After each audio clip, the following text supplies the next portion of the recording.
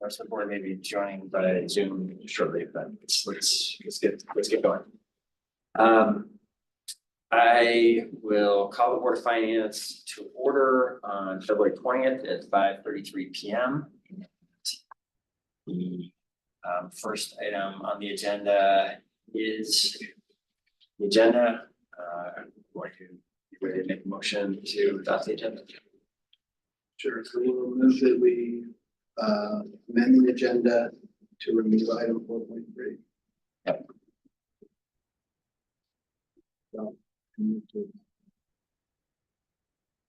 Great. Thanks for the motion. We have a second. Councilor Jang, any discussion on the agenda? Seeing none, we'll go to a vote. All those in favor of the motion, please say aye. Aye. Opposed? And the motion carries unanimously.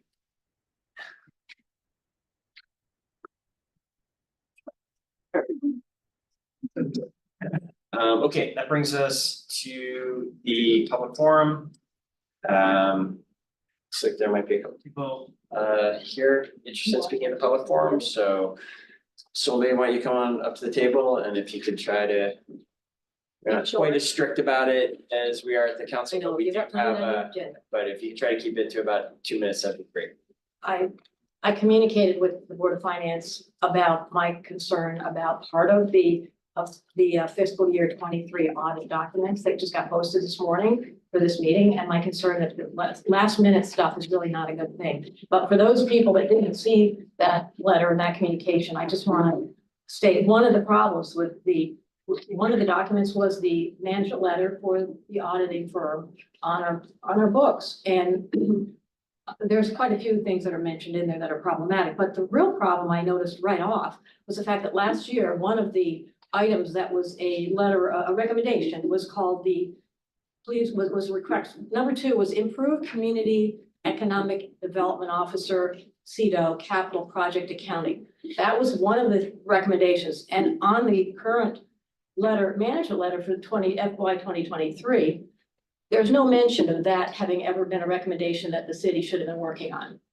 It's a glaring, fatal, as far as I'm concerned, omission. So not only is there no acknowledgement that that was one of the things that the city was supposed to be working on, but there obviously is then no explanation of what we've been doing to address it. So that's one of my big concerns, and that was a primary concern. But then there's quite a few other things in there when I finally got to look at it. One of the things that you just look at what the an audit letter does, it pretty much just doesn't say, it's actually saying, we don't express any opinion on the effectiveness of the city's internal controls over financial reporting. So I have a question for the Board of Finance. What are you really getting out of this audit report anyway? That's a second issue. Second thing is, what's the name of the firm? That's always missing on their documents. There's a significant number of material journal entries from, the same problems occur year after year after year after year. And that's the general ledger monitoring. Doing the last between 5 months and 7 months later, they're correcting entries being done. And that's been a problem for the last 10 years. Every report, we have that same problem. Happened again. Then we also have the fact that, supposedly we're able to now get these life-to-date capital project fund budget reports and actuals. Where are they? That's been a problem as well. Every year as well, when these things are problems, or whenever the city's response to these is, we are just going to hire a consultant to fix these problems, or we're short of staff. Every year we have an explanation of why we can't do things financially in a prudent way. We need a new consultant. We need to hire more staff. We don't have enough staff. Staff just are coming and going. The second item that was about the ordinance. So I need you to wrap up. Okay, so you can look at that. They didn't implement the one that was recommended last year on the pensions, and there's serious problems with the IT management of user access. No cybersecurity response plan, no business continuity and disaster recovery plan. I worked in IT. That is a huge problem for the city. So the fact that there is no mention of that second problem and it's not been addressed by the auditors is fatal to the acceptance of these documents, in my opinion. Thank you. Thank you, Sylvie. Normally, public forum's not a time for back and forth, but you get this written communication and did you want to, there is an answer for your specific. Yes, I think it's important, just to clarify a couple of these points, and we can follow up after as well. I did receive your email. On the point of not listing one of the recommendations from last year, specifically related to capital accounting in CEDO. You are more than happy to confirm this with our auditor, who will be speaking later, but recommendations are only listed year after year if they continue to be problems. And the one regarding capital accounting in CEDO was corrected last year and was not found to be a problem. And it is not the practice of auditors to list things if they have been resolved. So it is not an omission. It was something that the city fixed. And I think in our presentation tonight, we'll talk a little bit about what to expect from an audit, but we have gotten what we expected from this audit, which is confirming that we spent the money where we said we were going to spend the money. And that is the purpose of the audit, and we'll talk more about that when we get to that point. But thank you. We appreciate your questions and bringing up these issues. Can I respond to that? No. Okay. Karen, go ahead if you'd like to speak. Yep. And again, if we let somebody go for about 3 minutes, if you try to keep it that, then.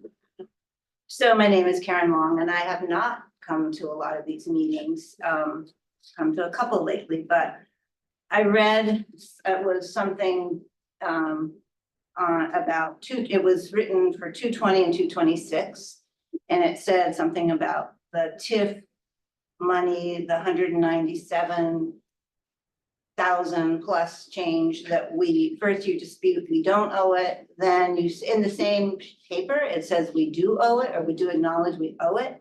I don't know, it just seems like I don't know how to follow this, and I don't know how I can get more information about it, but it just seemed like in that same memo, it said that, like the first paragraph or so, it was like, we dispute this, and then later you don't dispute it, and then you're grabbing money from 3 different places to pay the money.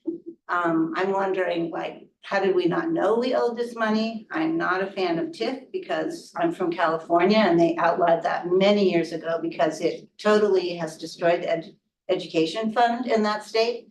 So I think it's bad. And I hope that we pay every dollar we owe back because I really support our education. But anyway, and then there was another thing in that paper about 40,000 that was paid to here, but really should have been paid to there. It just doesn't make sense that these like loose things are going on. So anyway, and I don't know how to find out more information about it, if there's like go online or whatever, but I am just curious, especially regarding TIF. Thank you. Thank you, Karen. That item has actually been pulled for tonight because it was not ready, so we will not be talking about that tonight, but there will be. Okay. There is work going to resolve the outstanding issues with that. Is there anyone else in the room that would like to speak to the public forum? I'm not seeing that, and don't think there is online. Nope, it's not looking like anyone online seeking to be recognized for public forum. So I'm going to close the public forum and move to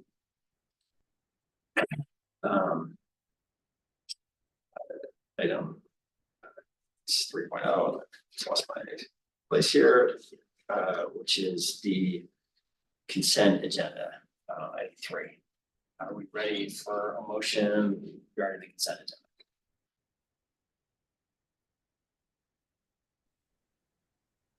Councilor McGee. Happy to move that we adopt the consent agenda and take the actions as indicated on Civic Clerk. I'll second. Thank you, Councilor McGee. Thank you, President Paul, for seconding. Any discussion of the consent agenda? Excuse me. Seeing none, we'll go to a vote. All those in favor of the motion, please say aye. Aye. Are there any opposed? Motion carries unanimously. That brings us to the first of three deliberative items, which is 4.1, the request for authorization to sign janitorial services contract with Janitech Services LLC. The airport team, a member, Mike Davidson, airport commissioner. Lengthy debates about the janitorial services and how best I feel like I sense things are smoother on the janitorial front than back in 50 years ago. Maybe not. Hope so. Yes. Thank you for having me. Jeff Bartley, I'm the Director of Innovation and Marketing for the airport. Anna Dusablon, I'm the executive assistant for our admin team. And then Director of Aviation, Nick Longo, is here. Appreciate him allowing me to spread my wings for the first time in front of you tonight with a relatively easy contract here. This is not a new service. It's an RFP we put back out in early December. We had a mandatory walkthrough on December 20th with 4 participants. We received 2 bids and based on our scoring with a matrix and they were also the lower bid. We selected Janitech, who is our current provider at the airport. It's a 2-year contract in a couple of months. The contract did lapse on June 30th and we've been month to month since. The reason for only a couple of months is we just want to keep it in line with the fiscal year. So that is what is before you. Great, thank you very much. Floor is open. How would the board like to see questions? We're ready for a motion. A quick question, and it is specific to the airport has grown. And was just wondering if you can remind us the amount of money invested in cleaning this Janitech last time compared to this one. What's the difference? It's pretty nominal. I think it's about $14,000 for what we paid last year to what the first year will be of this contract. That's good. And also, I think was just wondering if they also paying their employee the city's livable wage. Do you know? It's a part of it. It's a part of the country again. I'm happy to make the motion. Thank you, Councilor James. Is there a second for the motion? Seconded by Councilor Barlow. Discussion. Seeing none, we'll go to a vote. All those in favor of the motion, please say aye. Aye. Any opposed? Motion carries unanimously. And thank you both for being here. Would you come back next time? Yes.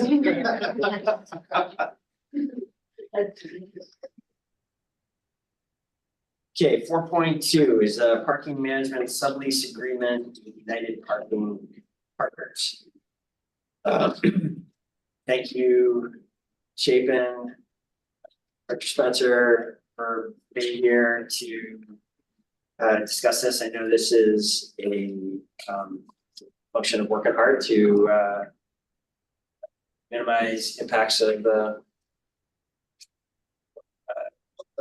Great Main Street project on downtown. Appreciate you working hard to bring this to us. And so happy to turn it over to you. Great, thank you. Chapin Spencer, Director of Public Works. With me, Jackie Asperity, Division Director of Parking and Traffic, and Senior Public Works Engineer Laura Wheelock remotely. So yes, after a year of negotiation, I'm really pleased to report that we have come to an agreement, a public-private partnership that would be a multi-year agreement that would open up current private parking that is publicly accessible, but making it accessible at city rates for a broad section of the day from 6 a.m. to 3 a.m. and using city payment platforms that the public is used to. And the goal really here is to provide additional off-street public parking while the Great Streets Main Street project continues its work and needs to displace some off-street parking as has currently been done at the Main and Winooski lot. And soon will begin impacting some on-street parking on Main Street.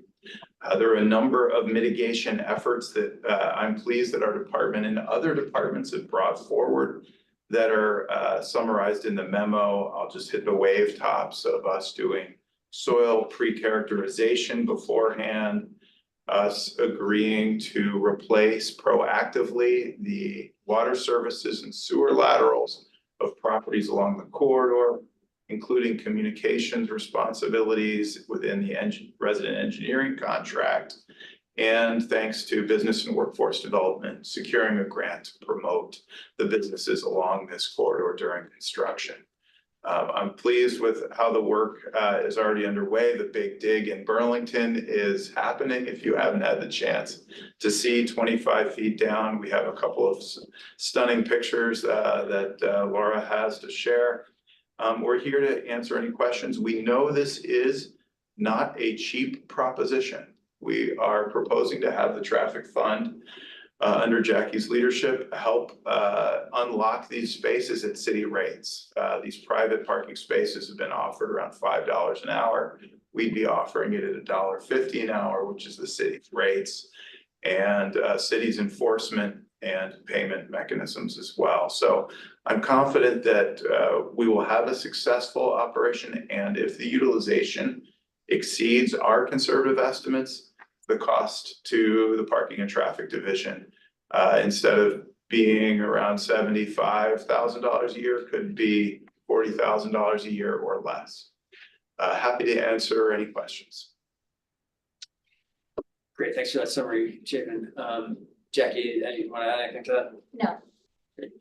Thank you for being here. I think it's the first time you've appeared in front of the Board of Finance. We appreciate your service. This new role, and the floor is open. How would the board like to proceed? Questions or motion? Council Barlow, go ahead. Thank you. So are all the parking spaces that are being leased at the one location that's in the garage at the corner, Main and Sublease? So there were 4 permits that were used. We scaled down as much as we could. We didn't renew because we knew the lot was going away. Only one person chose to keep the permit, and they're in Marketplace Garage for the time being. Okay. The other people just decided not to. They plan to come back when the Main Street lot comes back. And if the utilization isn't what is anticipated, is there a way to scale this best? That's a great question. So as part of the negotiations, I do want to thank Unified Parking Partners and Jeff Davis, the owner of Courthouse Plaza, for being good partners here. I think they understand the value of helping their adjacent local businesses. We included in the sublease agreement language after 1 year, us being able to reduce the number of spaces if the utilization isn't there. And that raises some operational questions of how we have multiple uses in that tray of parking. But I think our intent and their intent is to have this be successful. We need to ratchet down, we will, and we'll figure it out. So first year, we're committed to the full 85 spaces in that third tray of parking. But after that first year, we can ratchet down as needed. And we did include an 8-month extension, so it could go a full 2 years and 8 months if that is needed to complete fully the construction on Main Street.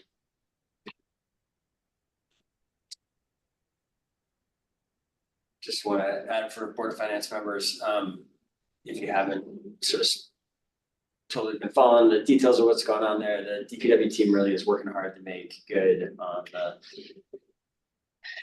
notion that we were going to keep pedestrian access open to businesses throughout, and that there would be good supportive signage. I've actually had people on the street kind of walk up and say thank you for like the open banners that have been in front of Periwinkle's since the construction began. There's a lot of signage about how to get to Periwinkle's right now, and as construction moves to other parts of Main Street, the intent is to continue to provide that level of service and actions to mitigate impacts of the construction.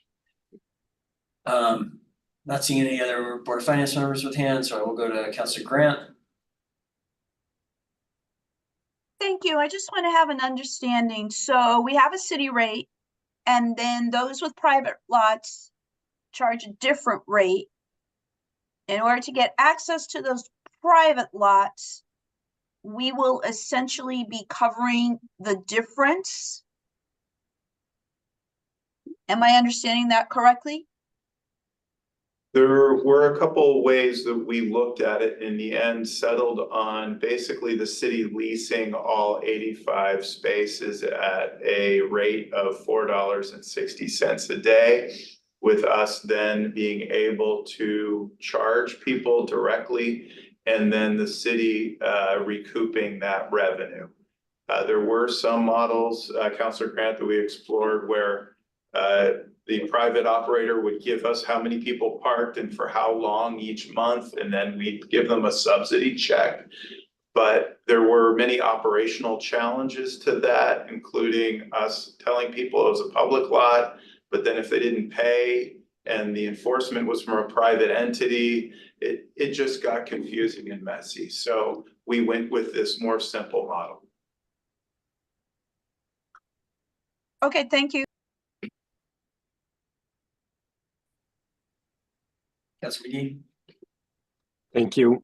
And Chapin, I appreciate you speaking to the enforcement piece. I know that there are some disparities between the way the city handles enforcement and the way private parking entities handle enforcement as well. So I'm encouraged to hear that the city will be handling it for the spaces that we're renting. That was really the only concern I had when I saw the contract come up.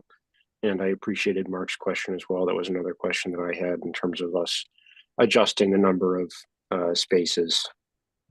Should we not be utilizing them frequently? So happy to support this tonight, and thank you all for the work that you're doing. Thank you. Thank you, Councilor McGee. Yeah. Go ahead, Kevin.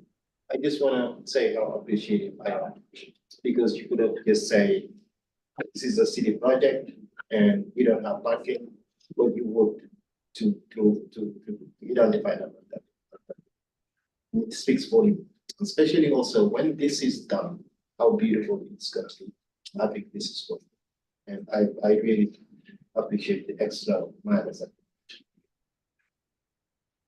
Thank you. There will be impacts, and I think we're all aware of how hard it is to renovate the principal arterial road through your downtown. And thanks to everybody going the extra mile, the partnership with city attorney to draft the agreement, CT to coordinate the finances. We're in good hands. Thanks, Councilor Jane. Appreciate you recognizing that. And I do, like I said, Chapin hat and Steve have worked hard to do this. And I think it's making good on what was promised, that we're to mitigate the impacts of this disruption. We still need a motion in a second before we can act on this item of the roads. Happy to make the motion as indicated. Thank you, Councilor Jang. Second by Councilor McGee. Great. Any further discussion? Seeing none, we'll go to a vote. All those in favor of the motion, please say aye. Aye. Aye. Any opposed? Motion carries unanimously. Excellent. Thank you for the support on this. It's unclear, did Laura have a picture she wanted to show tonight, or was this is We'll send it around to you, but some really spectacular footage. Thanks, Laura and Olivia, We'll for all amend the it to project. the council packet, but no, it's not in the memo tonight. Okay. Yeah. It is impressive amount of work that's gone on in just what, it's been 2 weeks Since the Fed, yeah. so it's I walk by it every day, a couple times a day. It's a highlight of the day. Okay, thanks everybody. Thanks. We have one remaining item, which is 4.3, which is the presentation and potentially action on the FY 23 city audit. And we do have our partners from Markham Accountants here, and I'll hand it over to you, Catherine, Yes, it is that time of year again. You can come on up, Alina. Thank you. Where we in CT and on the Board of Finance find ourselves living in 3 fiscal years. We're looking backwards at the results of the FY 23 audit. Next month, we will review at our next meeting, March 11th, the FY 24 year-to-date results. And of course, we are planning for the FY 25 budget. So there is a lot going on. But we are pleased to present the results of last year's audit. And Alina and I will do a bit of this presentation together. So without further ado, I will turn it over to Alina Korsic, our auditor from Markham. Thank you, Catherine. As she said, I'm from Markham, the partner that's in charge of this financial statement audit. And maybe right off the bat, I just want to clarify, financial statement audit is the audit of your books and records. It's not an internal control examination. So we do have an AICPA, which is American Institute of CPA's requirement to put that this is not, we are not expressing opinion on controls. We are expressing opinion on the amounts and disclosures that you put on your financial statements. So with that, I'll go into our agenda. And Catherine will help you understand why there is an annual audit that is done. We will go through the management letter that is in draft form. So we currently don't have a name or logo signature on it because the audit has not yet been finalized. And then we'll go into summary results of our general fund, your general fund, our summary results of it, of the audit, and how the operations have ended in your general fund. I will take the first slide. And as Alina mentioned, there are, of course, different kinds of audits. And the reason why we do this one is not just the second bullet that it is required by Vermont law to account for these monies and to perform an audit once a year, although that is an important reason to do that. It is also because Burlingtonians put their trust in us as elected public officials and municipal employees. They are putting us in charge of their tax dollars. And so, as Alina mentioned, a big point of this audit is to make sure that the books are accurately reflecting what we said they were going to. That encourages public accountability and maintaining trust. And so really this audit and this review of our books ensures that what we have said we have done has happened. And as Alina mentioned, it is not an internal controls audit.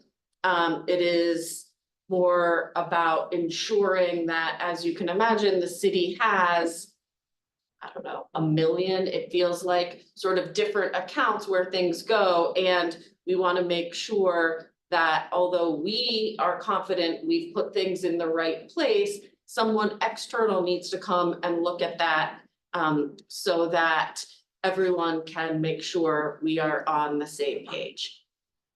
So what were the results of that audit? We usually like to start with the management letter, and Alina will talk about the comments, and then at the end, I'll talk a little bit about the city response. Thank you, Catherine. We have issued a management letter again for the year ending June 30, 2023. It is our plan though going forward to put any recommendation in the governance letter because that's another letter we provide to you. So just to consolidate the two, we have a good goal of not having a separate management letter, but it was a separate one for June 30, 2023. We have 2 comments that we left from the prior year that still require. Before you go on, can you speak to that? I just didn't realize that. I've always found it very helpful to have a clear management letter that is the audit's thinking on. And I'm a little, and also you are opining on, I notice you're making limitations on the representations there.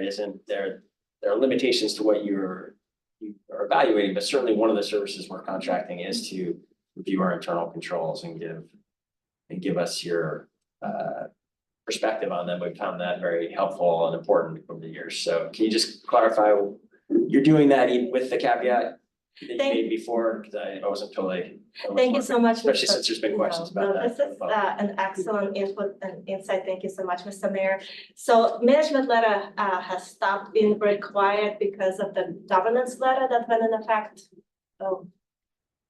multiple years ago now. But if this seems to be something that's important for you, we absolutely can still issue a separate management letter, separate from the governance letter. The governance letter is another report, not the financial statements, but when we finalize the financial statements, you'll see that we'll provide you the opinion on your ACRA, so a large document, the ACRA with the opinion, and then separately there's gonna be a small document called the governance letter. Okay. But absolutely, if that's what's important to you, we can continue doing a separate management letter instead of consolidating the two.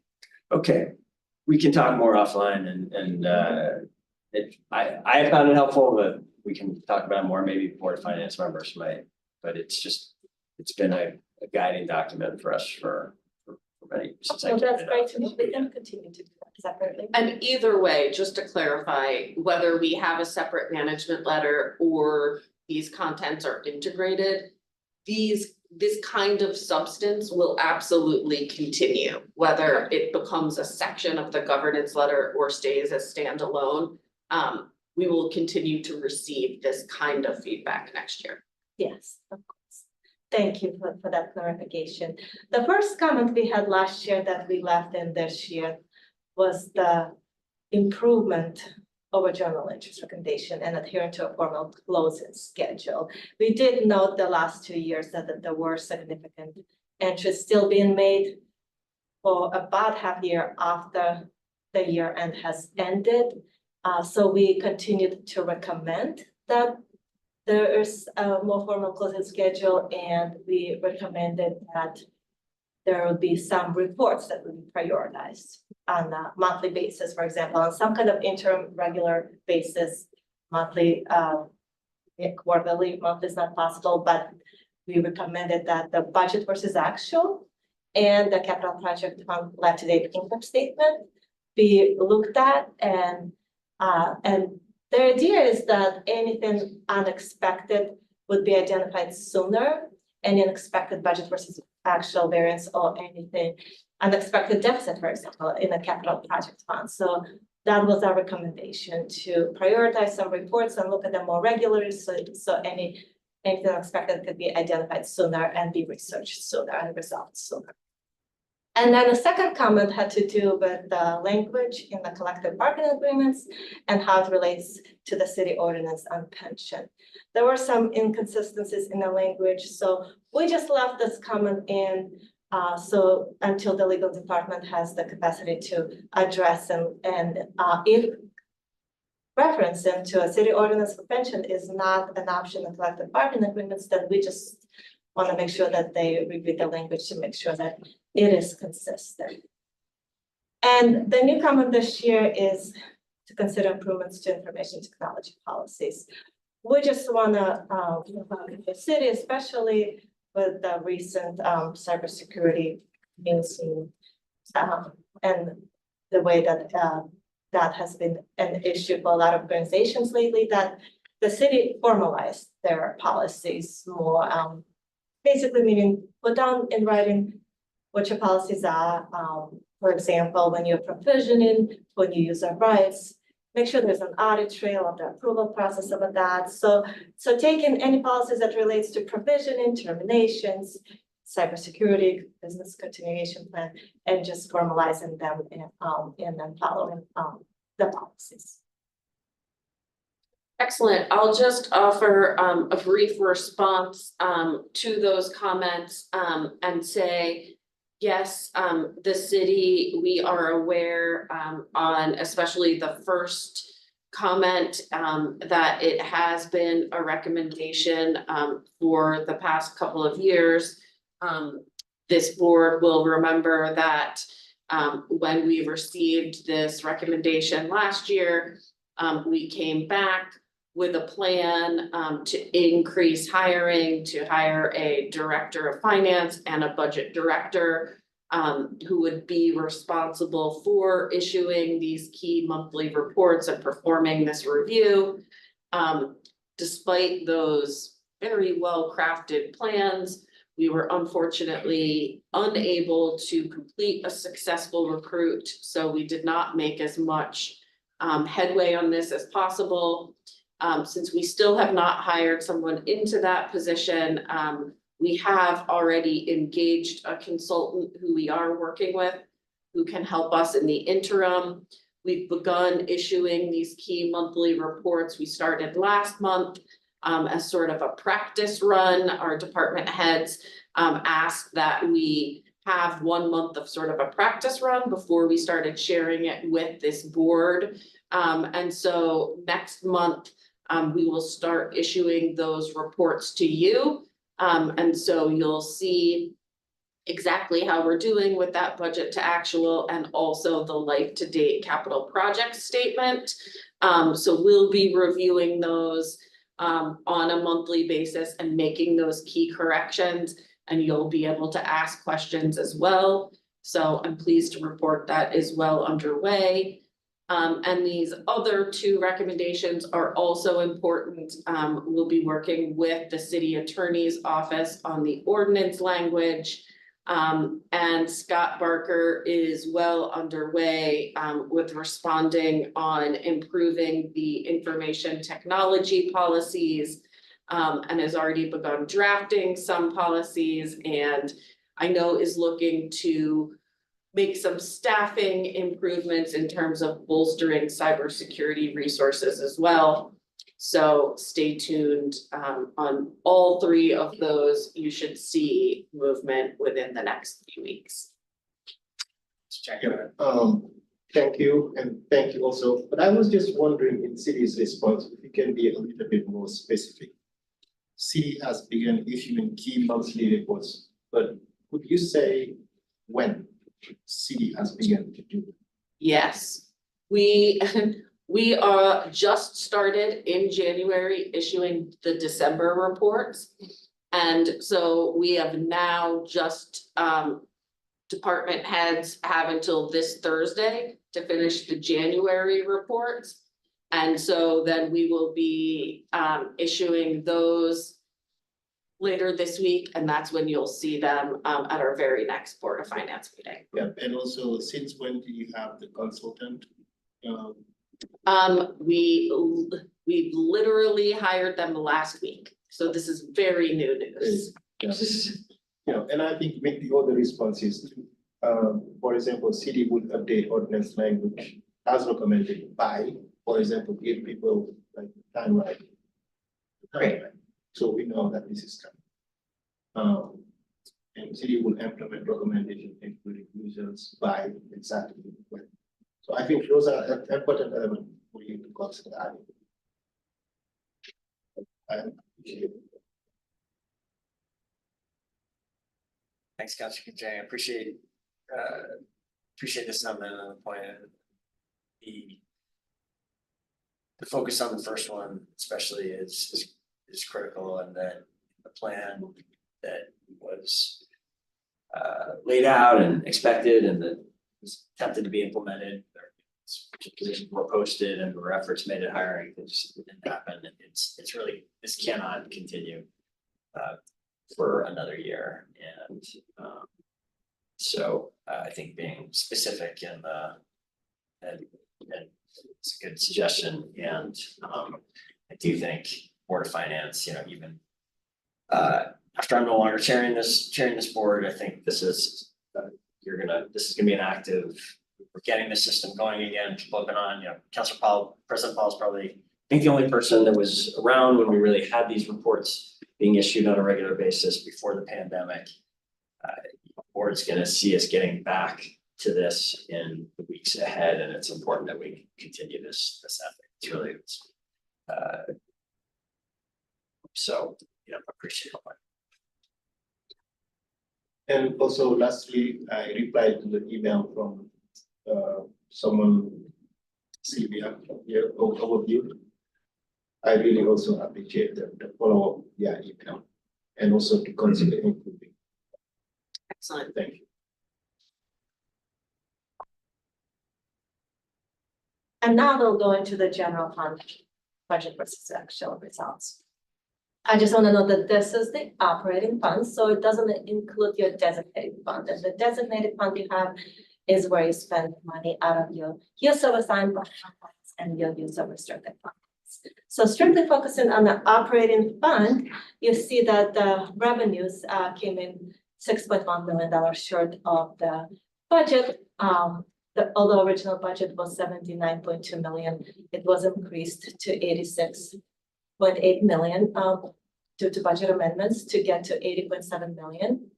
Now, on the expenditure side, you had an original budget of $78.2 million, which was increased to $86.4 million, and actual came in underspent by $5.1 million. Now, that actual of $81.3 million for expenditures against the $80.7 million revenue generated a loss of under $1 million, $0.6 million. And the budgetary loss was about $1 million.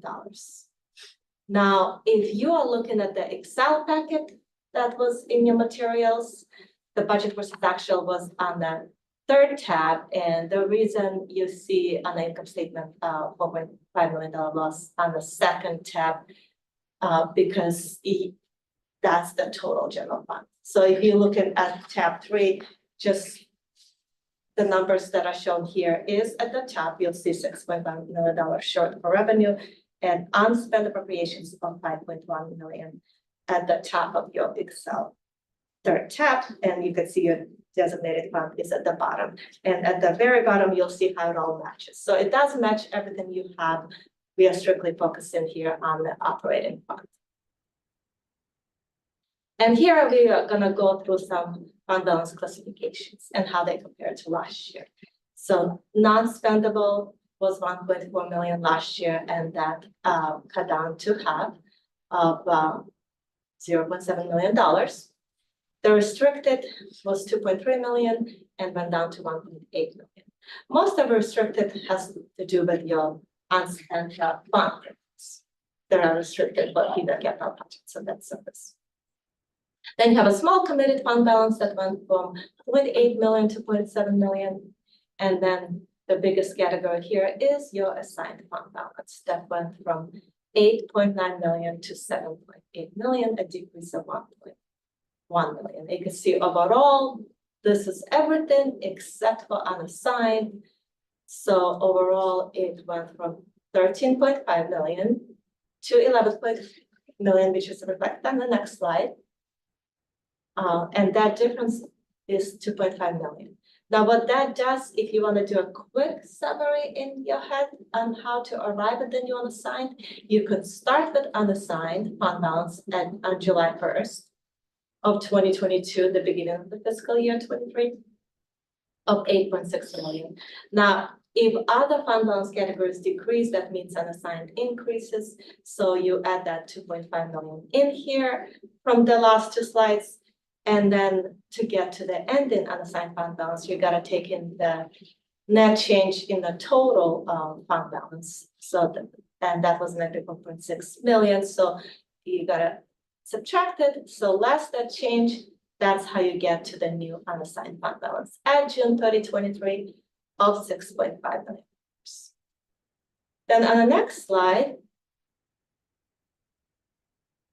this is the same as you saw 2 slides ago, but it adds the unassigned fund balance. So in your Excel packet, if you're looking at that, the very first step is your balance sheet.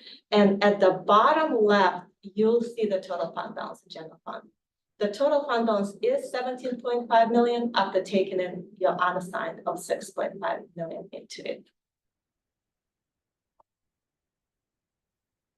On the next slide, you have a history of your unassigned fund balance. So you could go back 10 years and you could see how you were steadily growing your unassigned fund balance, which is great news. It did slip a little bit in fiscal year 23, but on the following slide, this is your general fund unassigned fund balance as a percentage of total expenditures. And this is, you could go back 10 years for that as well. And this year it went to 8.1 from 11.7% last year. But your fund balance establishes, the policy that you have establishes a target of 5%. So you did exceed your goal and that target by about 3%. So that's good news there. Just say a little bit more, let's go back to that, just to go back one more slide, the people, board members will probably remember getting, you may remember, it takes some effort to go back, and we went back and confirmed this with the documents at the time. We made a decision at the beginning of this fiscal year, the fiscal year 23, to spend down the unassigned fund balance, which was above the target levels, by $2.5 million. So, you know, most of that drop that you're seeing there, it was the plan, it was what we committed to doing at the beginning of the fiscal year. Was that intentional? It was intentional, Yeah. and, you know, we put it towards specific things, everything from capital projects to toters, to making good on the recycling project. There's a whole number of things we could go over if you wanted. It is a little bit lower than was anticipated because, as Alina went through, there was a, you know, unanticipated budgetary, you know, non-trivial loss there of the 0.6 million. So it's the final outcome is a little bit lower here, but I want to just remind people most of that drop was planned. Thank you, Mr. Mayor, for the clarification, because there is one more tab in your Excel packet, and that's the last tab is how you can see how your categories has changed. So if you use the assigned fund balance, if you use restricted fund balance, you could see how the detail behind all those fund balance classification on the last tab of those Excel.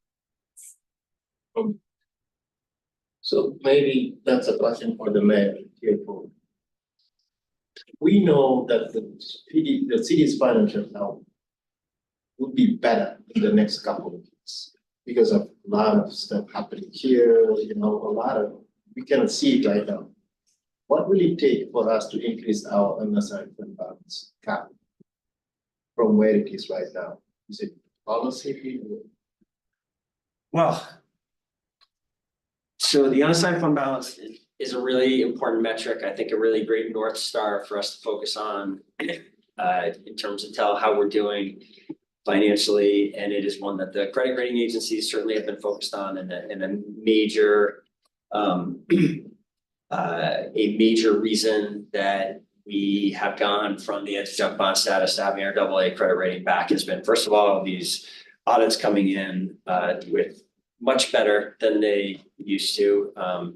You know, we have 3 recommendations here tonight. In years past, we had dozens, literally dozens of much more serious findings and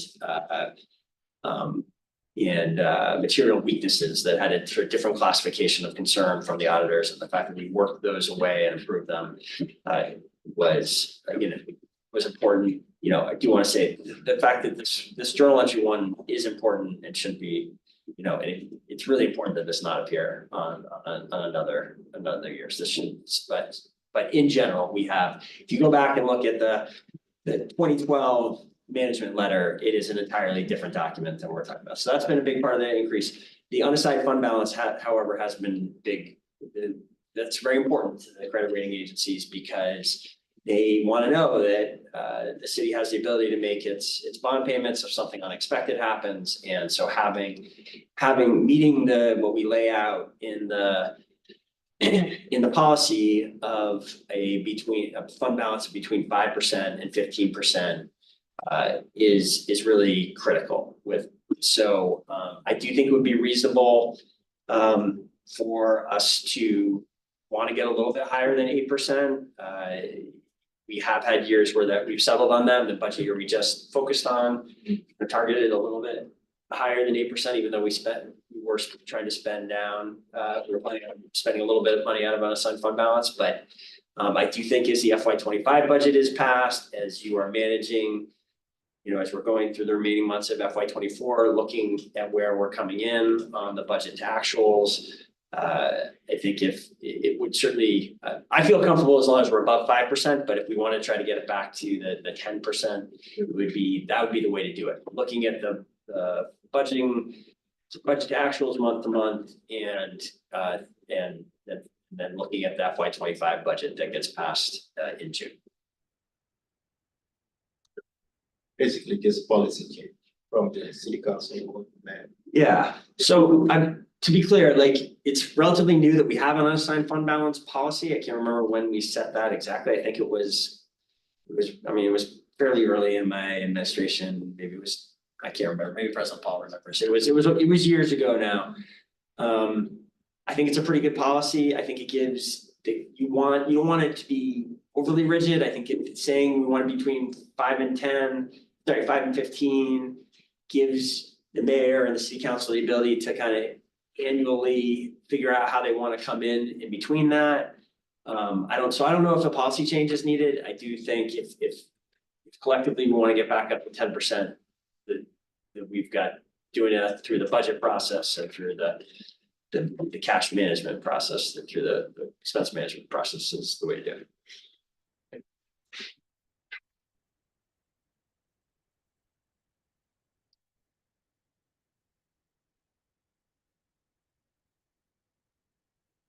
Thank you, Alina. So floor is open for any questions for counselors. We can go, if there are more questions, we can go on tonight. It is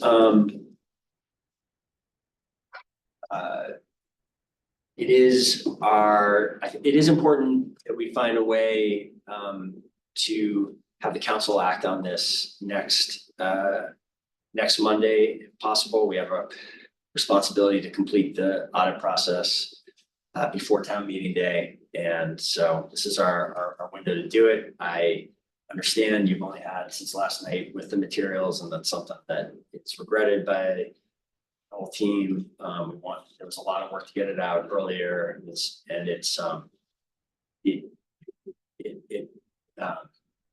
that included work over the holiday weekend. And so I understand you've only had it for 24 hours. I'm not sure if the board is ready to make a recommendation tonight.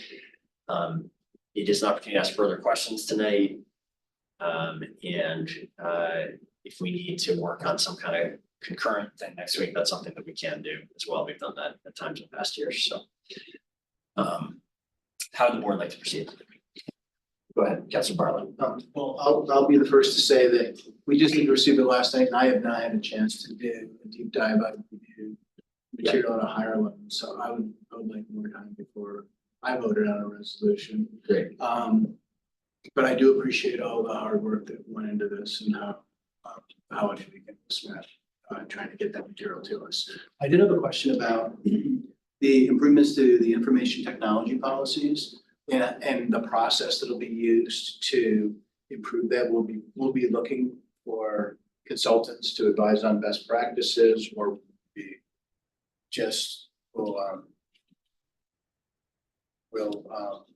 we just be updating our own policies? I mean, or is this maybe a question to take and maybe come back to the board and or the council with? I mean, what's the process for improving these policies? I think that is a question I will come back and I will further consult with Scott on. I know that he is planning on consulting with some consultants, but I don't know exactly what his process is. And I think because, as far as I know, he doesn't have a board or commission that he reports to. He has a slightly different process. So let me get a few more details from him, and happy to respond to an email. I was like, for private industry, there's sort of, and I was actually looking to see if there's certifications, right, testing that can happen from third parties to sort of make sure that things are as secure as we think they are. And so I'm curious about how that might play into this process.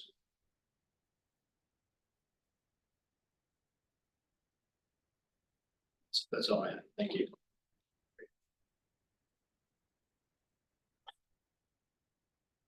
So to your first point, Councilor Barlow, I think, yeah, totally reasonable, appropriate that we're not ready to vote, make a recommendation to full council tonight. So what I would say is, I'll work with President Paul and, arrange for there to be some kind of concurrent Board of Finance meeting scheduled for next Monday. If there are, questions that board members are gonna want, answered for that recommendation. Catherine and Terry, can be helpful, be as responsive as we can. If it comes in by email, coming days, and we'd like to work to. That's my thought on the way to handle it, is if we have a concurrent board meeting. That the other option would be, you know, if councils really feel like calling a earlier special Board of Finance meeting to talk about the idea together, I think we could consider, but I'd like to find it, it is important that we be in position to make a recommendation to the council by next Monday, so. Let me know if it doesn't have to be tonight, but I'm gonna leave tonight. If there's no statement to the contrary, I'm gonna plan on working with President Paul to schedule for a special meeting, an additional Board of Finance meeting for next Monday. If people want something sooner, please be in touch after, tonight as soon as possible. All right. Okay, go ahead, Councilor McGee. Thank you. I just wanted to say quickly, I agree with Mark, and I would just ask that the materials be emailed to the full council before the agenda is posted on Thursday, just so folks have it in their inbox. I think that would be helpful, and I think a concurrent meeting next Monday is fine. Okay, thank you, Councilor McGee. That's a good suggestion. All right, I'm not seeing any further hands, so I'm gonna conclude this item, and if there's no objection, then that is a completion of our planned business for the evening, so. Point of order real quick. Yes. Do we need to make an official motion to postpone this, or? I don't know that we have to, I don't know, maybe. No, if you don't take any action on it, you don't need to take it make any official motion, but it doesn't preclude you from adding it to a future agenda. Okay. Thanks That's all. for Sorry, thank you. clarifying questions, and with that, if there's no objection, I will adjourn the Board of Finance at 6:30 PM. Thank you all.